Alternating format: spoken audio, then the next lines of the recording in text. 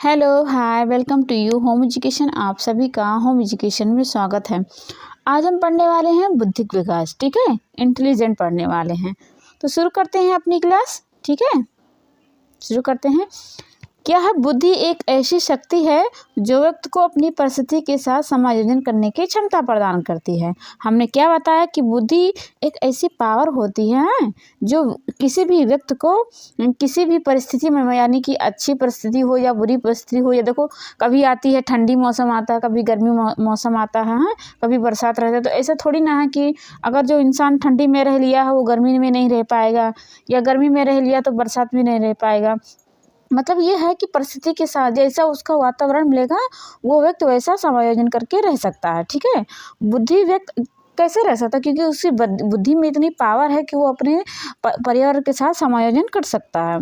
आगे हम बात करें, बुद्धि व्यक्ति के व्यवहार, कार्य करने की विधि, समस्याओं को सुलझाने की क्षमता प्रदान करती है। ठीक है, हम उसको बताते हैं। देखो बुद्धि क्या होती है, एक मिनट।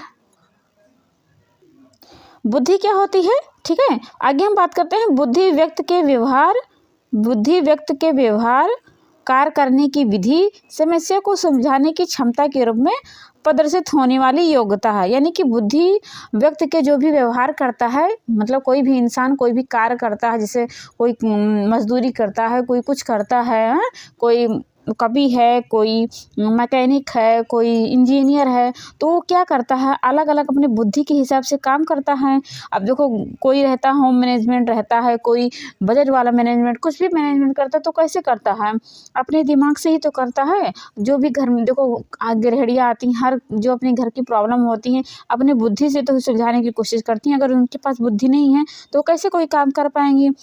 तो वही बुद्धि व्यक्ति के जो भी व्यवहार है उसमें चेंजिंग लाएगा, समस्याओं को बदलने में उसको निपुणता रहेगी, कार्य करने की विधि में भी उसको जो अच्छे तरीके से आएगा। आगे हम बात करते हैं। फिर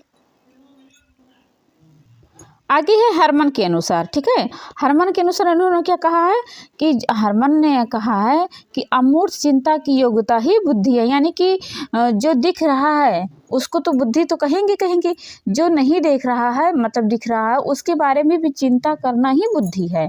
ठीक है, अब भाई दिमाग रहेगा तभी तो कोई, जिससे मान ली हम मोबाइल के एग्जाम्पल ले लें। मोबाइल पहले दुनिया में नहीं आया था, जबकि मैं बात करूं तो ऐसा थोड़ी ना है कि अचानक से बन गया होगा ना, तो उसके बारे में किसी न किसी ने तो सोचा होगा ना कि इसमें क्या क्या उपकरण लगा दिया जाए कि वो मोबाइल बन जाए। तो क्या हुआ, जो नहीं दिख रहा था उसके बारे में भी सोच करके अच्छे एक प्रोडक्ट बनाया। ठीक है, तो वही है अमूर्त चिंता की बुद्धि। यानी कि जो ना दिखने वाली चीज़ है उसको भी सोच करके, उसको भी समझ करके कोई नया चीज़ बना देना, कोई नई योजना बना देना, कोई कुछ भी बना देना। ठीक है, आगे हम बात करने स्टर्न के अनुसार। इन्होंने क्या कहा है, नई परिस्थिति में समायोजन की योग्यता बुद्धि। यानी कि हमने अभी बताया कि मौसम बदलता रहता है, मतलब मौसम के साथ साथ रहन सहन सबका बदलता रहता है। तो ऐसा थोड़ी ना है कि अगर जो गांव में रह लिया है वो जाकर के मुंबई शहर में या दिल्ली अमेरिका में नहीं रह सकता है। अब भले 2-4 दिन 5 दिन उसको दिक्कत लगेगी, लेकिन वो परिस्थिति के साथ समायोजन करके रह सकता है। आगे हम बात करें क्या है, नोट पे यहाँ पे लिखा हुआ है, नोट, बुद्धि का प्रयोग हर्बर्ट स्पेंसर द्वारा प्रारंभ किया गया था। यानी कि जो बुद्धि का प्रयोग है किसने किया था? हर्बर्ट स्पेंसर ने किया था। ये बहुत बार एग्जाम में आ चुका है कि बुद्धि का प्रयोग किसने किया था? हर्बर्ट स्पेंसर ने किया था। आइए हम बात करें, बुद्धि क्या है? बुद्धि क्या है बताइए, बुद्धि क्या है? आगे थोड़ा चलते हैं। पहले बुद्धि क्या है? बुद्धि है सीखने की क्षमता। यानी कि आप मुझसे पढ़ रहे हैं, सीखने के लिए पढ़ रहे हैं, एग्ज़ाम को करेक्ट करने के लिए पढ़ रहे हैं, यानी कि कुछ सीख रहे हैं। ठीक है, कुछ सीख रहे हैं, नई नई चीज़ों को जान रहे हैं, तो आपके पास दिमाग है तभी तो आप वो चीज़ों को कनेक्ट कर पा रहे हैं, हमारी बातों को समझ पा रहे हैं। तो बुद्धि क्या है? सीखने की क्षमता है। ठीक है, आगे हम बात करें, योग्यता बुद्धि है। ठीक है, यहाँ पे बात करें अमूर्त चिंता की योग्यता ही बुद्धि। यानी कि जो दिखाई दे रहा है उसके बारे में चिंता करना तो बुद्धि है ही है, दिमाग है ही है। उसके बारे में जो नहीं दिख रहा है, देखो अभी कोई किसी बच्चे से कह दो कि आप शेर के बारे में पोएम लिखो, तो उसको सामने में थोड़ी ना ला करके पोएम लिखने के लिए थोड़ी ना आप ला करके वो रख दोगे, क्या बोलते हैं, शेर को ला करके रख दोगे तब वो कोई पोएम लिख पाएगा या कोई निबंध लिख पाएगा। वो इमेजिन करके, यानी कि जो नहीं दिख रहा है उसके बारे में भी सोच समझ करके वो कॉपी में लिख सकता है कि उसके 4 पैर होते हैं, पूँछ होती है, कान होता है, 2 कान होता है, ये लिख सकता है। यानी कि जो नहीं दिख रहा है उसके बारे में भी बच्चा लिख सकता है। आगे हम बात करें तर्क करने की क्षमता, यानी कि सोचने समझने की क्षमता होती है। आपके पास दिमाग है, आपके पास बुद्धि है, तभी कोई चीज़ को समझ सकते हैं। ठीक है, आगे हम बात करें क्या है, जन्मजात मानसिक योग्यता बुद्धि, यानी कि ऐसा नहीं है कि आप दुनिया में आएंगे बने, मतलब कि माँ के गर्भ से बाहर निकल के आएंगे तभी बुद्धि को ग्रहण करें। बुद्धि क्या होती है, जन्मजातीय और आनुवंशिकता होती है। यानी कि आपके फैमिली में आपके जो पूर्वज हैं, आपकी पूर्वज के पास कितना दिमाग है, ये नहीं कि अब कोई एकदम से बज्जत उसके पूरे खानदान में पागल हैं और आप हो सकता है कि आप वो बन जाएं, एक महान विद्वान बन जाए, हो सकता है बन सकते हैं, लेकिन आपकी 7 पुश्त एकदम से पागल है तो आप कतई ना विद्वान नहीं बन सकते हो। तो वही है कि जन्मजात मानसिक योग्यता बुद्धि, यानी कि आप बुद्धि जन्म से ही लेकर के आओगे। ठीक है, इसको अर्जित नहीं कर सकते हो, अर्जित तो ज्ञान कर सकते हो। ठीक है, आगे हम बुद्धि क्या होती है, व्यक्तिगत विभेद पाई होती है। यानी कि बुद्धि जो होती है हर इंसान में अलग अलग होती है। हमारे पास कुछ और है, आपके पास कुछ और है। देखो, कोई रहता है मजदूरी करता है, उसके पास दूसरा होता है दिमाग है। कोई रहता है सिलाई कढ़ाई बनने में बहुत ज़्यादा तेज रहता है। कोई रहता है कि एक अच्छा कलाकार सिंगिंग में हो सकता है, बुद्धि उसके पास तेज हो सकती है। कोई मतलब हर चीज़ में वो अलग अलग चेंजिंग होता रहता है। उसके बाद में बुद्धि को यहाँ पे हम मिटा देते हैं। बुद्धि का निर्धारण जन्म के पूर्व ही हो जाता है, इसे घटाया बढ़ाया नहीं जा सकता। यानी कि बुद्धि जब आप पैदा हुए हैं ना तभी लेकर के पैदा हुए, तो जितना आप, अगर आपका IQ लेवल 70 या 80 है तो इसको ऐसा नहीं है कि आप 100 कर सकते हो। आपका अगर 70-80 है तो आप 70-80 ही रहोगे। बाकी आप क्या कर सकते हो, ज्ञान में थोड़ा ज्ञान को बढ़ा सकते हो। ठीक है, ज्ञान में बढ़ा सकते हो, लेकिन बुद्धि को ना घटा सकते हो ना बढ़ा सकते हो। ठीक है, हम आगे बात करते हैं। आगे क्या है, बुद्धिमान व्यक्ति के लक्षण। अब हम भाई बुद्धिमान व्यक्ति के लक्षण देखेंगे, कैसे क्या क्या होना चाहिए, कैसे आप कोई बुद्धिमान है तो उसको पहचान सकते हो कि ये बुद्धि है बिना बात किए हुए। तो उसके पास क्या होना चाहिए, दूरदर्शिता का गुण होना चाहिए। यानी कि वो उसकी दूर की नॉलेज होना चाहिए। देखो, आप उससे आप कह दो वो पूरा, अगर आप डेकोरेशन के लिए बता दो कि मेरे घर का डेकोरेशन करना है इस चीज़ में, तो वो ऐसी ऐसी चीज़ों को लेकर के आएगा। जब वो घर बन के तैयार होगा, यानी जब उसका घर एकदम पूरा डेकोरेशन से तैयार हो, अच्छा लगे। ठीक है, तो उसके बाद दूरदर्शिता का गुण होना चाहिए। उसके बाद क्या है, वाक चतुर होना चाहिए। यानी कि जो बुद्धिमान व्यक्ति है, जिसके पास बुद्धि है, वो ऐसा मतलब बात करता है कि आपको बातों में भी फुसला सकता है। ठीक है, जिसे कोई कहते हैं, कोई कहता है कि चापलूसी, यानी कि चापलूसी कर रहा है। तो उसके बाद बातों में ऐसी मिठास होना चाहिए ताकि कोई किसी को अपने और कनेक्ट कर सकते हैं।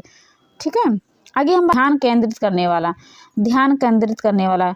अब इसको क्या समझे कि, यानी कि ध्यान केंद्रित की बात करें, ध्यान केंद्र यानी कि उसके पास ऐसे लक्षण होना चाहिए, उसका ऐसा बिहेवियर, ऐसा उसका व्यवहार होना चाहिए कि किसी को अपनी ओर आकर्षित कर सकते हैं। ठीक है, आगे हम बात करें क्या है, अमूर्त चिंतन की योग्यता। यानी कि जो नहीं दिख रहा है उसके बारे में चिंता करना ही बुद्धि है। ठीक है, ये नहीं कि जो सामने है उसी के बारे में बता सको तो वो बुद्धि का है। यानी कि जो नहीं दिख रहा है उसके बारे में इमेजिन करके करना ही बुद्धि है। आगे हम बात करें क्या है, समस्या का समाधान आसानी से करने वाला। यानी कि आपके पास बुद्धि है तो आप कोई भी समस्या दे दो तो उसका आसानी से हल कर सकता है। ठीक है, आगे हम बात करें क्या है, कार्य व्यवहार व विचार में संतुलन। यानी कि जिसके पास बुद्धि है उसकी जो कार्य होगा, उसका जो व्यवहार होगा, उसके जो सोचने की थिंकिंग की जो कैपेबिलिटी होती है वो बैलेंस वाली होती है। नहीं कि अगर आपके पास अच्छा व्यवहार है तो कार्य अच्छा नहीं कर पाएंगे, या कार्य अच्छा है तो विचार अच्छा नहीं रख पाओगे। ठीक है, आगे हम चलते हैं थोड़ा। आगे क्या है, बुद्धि एवं ज्ञान में अंतर। ठीक है, अगला क्या है, बुद्धि और ज्ञान में अंतर। तो भाई बुद्धि को क्या कहते हैं, इंटेलिजेंट कहते हैं। ज्ञान को क्या कहते हैं, नॉलेज कहते हैं। हमने क्या बताया था, बुद्धि क्या होती है, जन्मजात होती है, लेकिन ज्ञान क्या होती है, अर्जित की जाती है। ठीक है, ज्ञान क्या होती है, अर्जित की जाती है। अब हम समझते हैं इसको। बुद्धि क्या है कि जन्मजात और आनुवंशिक शक्ति होती है। बुद्धि जो होती है, जब पैदा होता है कोई बालक तभी लेकर के पैदा होता है, लेकिन ज्ञान क्या होता है, ज्ञान इसे बाहर की दुनिया में आता है, समाज के साथ घुलता मिलता है, अच्छी अच्छी पढ़ाई पढ़ता है, लोगों के साथ रहता है, तो वो ज्ञान को अर्जित करता है। ठीक है, देखो ज्ञान ऐसी चीज़ है जो जीवन भर चलती रहती है। ठीक है, लेकिन बुद्धि ऐसी है जो जन्म होने के बाद भी, मतलब ऐसा नहीं कि वो बाद में डेवलपमेंट होगा, जन्म के बाद जैसा है ना उसे घटाया जा सकता है ना उसे बढ़ाया जा सकता है। आगे हम बात करें, आगे क्या है, बुद्धि अपरिवर्तन है जिसे ना घटाया जा सकता है ना बढ़ाया जा सकता है, लेकिन ज्ञान क्या है, ज्ञान इसे बढ़ाया भी जा सकता है और इसे घटाया कैसे जा सकता है।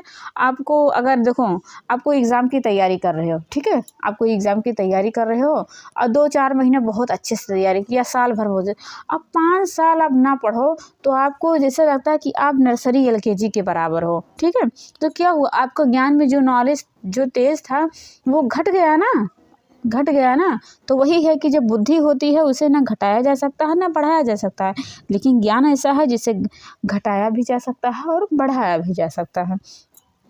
आगे हम बात करें, क्या है, बुद्धि व्यक्ति को बुद्धिमान बनाता है, यानी कि जो बुद्धि होता है व्यक्ति को क्या बनाता है, बुद्धिमान कह सकते हो। लेकिन जो ज्ञान होता है ना, जिसके पास, इंसान के पास ज्ञान होता है उसे क्या कह सकते हो, विद्वान कह सकते हो। बुद्धिमान और विद्वान में बहुत अंतर है। ठीक है, विद्वान वो होगा जिसके पास ज्ञान होगा, अब बुद्धिमान वो होगा जिसके पास बुद्धि होगी। ठीक है, आगे हम चलते हैं, क्या है, आगे है, बुद्धि शरीर के विभिन्न अंगों का संचालन एवं निर्देशन करती है, अतः बुद्धि के सभी अंगों का विकास होता है। ठीक है, यानी कि बुद्धि में सभी अंगों का विकास होता है, लेकिन ज्ञान क्या होता है, ज्ञान से किसी विशिष्ट अंगों का विकास होगा। ठीक है, आगे हम चलते हैं थोड़ा, आगे क्या हमारा बौद्धिक विकास के विशेषता। ठीक है, पहला क्या है, बुद्धि विकास के सामान्य से विशिष्ट की ओर होती है, यानी कि देखो बुद्धि पहले छोटी चीज़ों की, मतलब जैसे हमने अभी पिछली कक्षाओं में बताया था कि किसी भी चीज़ का विकास होता है तो पहले बड़ी चीज़ों का विकास होता है, यानी कि बड़ी मांसपेशियों का विकास होता है, लेकिन जब वही बालक बड़ा होने लगता था छोटी छोटी मांसपेशियों का विकास होने लगता है, तो वही कहा कि सामान्य से विशिष्ट की ओर उसका विकास होता है। ठीक है, आगे हम बात करें, बौद्धिक विकास वंशानुक्रम वातावरण का प्रतिफल है, यानी कि जो बुद्धि होती है वो वंशानुक्रम यानी कि आनुवंशिक से और वातावरण के दोनों मेल से बनता है। फिर आगे हम बात करें, बुद्धि क्या होती है, बुद्धि का विकास होता है वो कर्मिक होता है। ठीक है, बुद्धि का विकास होता है जो, आगे क्या है, मतलब बुद्धि के सिद्धांत, इसे क्या कहते हैं, यूनिफैक्शन थ्योरी। बुद्धि के विकास को इंग्लिश में क्या कहते हैं, यूनिफैक्शन थ्योरी। ठीक है, हम इसको जूम करके देख लेते हैं, थोड़ा सा जूम करके देख लेते हैं थोड़ा, क्या है, देखो बुद्धि के सिद्धांत एवं प्रतिपादक यहाँ पे लिखा हुआ है, इसको ऐसे याद कर लेना है। एक कारक सिद्धांत किसने दिया भाई, बीने, टर्मन और स्टर्न ने दिया है। ठीक है, जो कि वर्तमान में ये मान्य नहीं है। ठीक है, दूसरा है क्या है, दूसरा है द्विकारक सिद्धांत। ठीक है, दूसरा है क्या है, द्विकारक सिद्धांत। इसको किसने दिया है, स्पीयरमैन ने दिया है। इसमें कितने प्रकार के बुद्धि को वर्णन दिया है, 2 प्रकार की, कौन को, एक जनरल एक स्पेसिफिक। ठीक है, एक जनरल और एक स्पेसिफिक। ठीक है, दूसरा क्या है, बहुकारक सिद्धांत। ठीक है, बहुकारक सिद्धांत इसने किसने दिया है, थर्नडाइन ने दिया है। इसने कितने प्रकार के दिया है, 3 प्रकार के, सामाजिक, अमूर्त और मूर्त बुद्धि। ठीक है, उसके बाद में क्या है, समूह कारक सिद्धांत, इसको किसने दिया है, थ्रस्टन ने दिया है। ठीक है, थ्रस्टन ने दिया है। इन्होंने कितने प्रकार के बुद्धि का वर्णन किया है, 7 प्रकार के, 7 तरह की योग्यताओं को बताया है। ठीक है, अगला क्या है, पदानुक्रम सिद्धांत, इसको किसने दिया है, इसको दिया है फिलिप वर्नन ने दिया है। ठीक है, इसके समर्थन कौन थे, स्पीयरमैन थे। ठीक है, आगे हम बात करें, बुद्धि का संरचना किसने दिया है, बुद्धि का संरचना जेपी गुलफोर्ड ने दिया है। इन्होंने कितने प्रकार के कहा है, संज्ञान, अपसारी, स्मृति और मूल्यांकन। ठीक है, फिर आगे है तरल ठोस बुद्धि सिद्धांत, और किसने दिया है, प्रतिपादक कौन है, आरबी केटल है। ठीक है, अब हम अपनी क्लास यहीं पे ख़त्म करते हैं, क्योंकि ये क्लास बहुत ज़्यादा लंबा हो जाएगा। कल हम इन सब के बारे में अच्छे से पढ़ेंगे, ठीक है। एक कार्य सिद्धांत किसने दिया है, तो बहुत बार एग्जाम में ये जितना हमने पीछे पढ़ा है, इधर से पढ़ा है, जितना वहाँ से नहीं आएगा, जितना यहाँ से क्वेश्चन आ जाता है कि एक कारक सिद्धांत किसने दिया, बहुकारक किसने दिया, कितने प्रकार के बुद्धि का वर्णन दिया है, 7 तरह के बुद्धि का वर्णन किसने दिया है, जनरल इस किसने दिया है, ठीक है, पदानुक्रम किसने दिया, ये सब आ जाता है बहुत ज़्यादा एग्जाम में, ठीक है। तो कल मिलते हैं एक नई क्लास में। कल हम लोग ये सब अच्छे से इमेज के साथ, यहाँ पे देखो मैंने बना दिया है नीचे ऊँचे। तो कल हम पढ़ेंगे एक नई क्लास में। तब तक के लिए take care and bye bye.